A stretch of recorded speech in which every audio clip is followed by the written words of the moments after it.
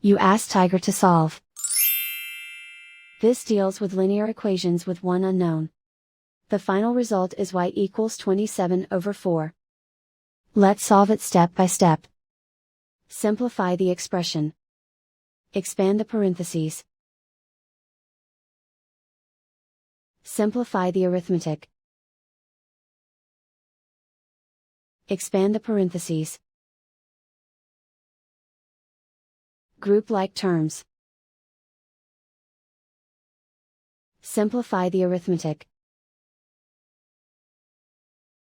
Group all constants on the right side of the equation. Add 27 to both sides. Simplify the arithmetic.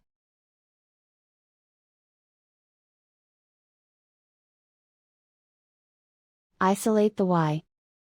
Divide both sides by 4. Simplify the fraction.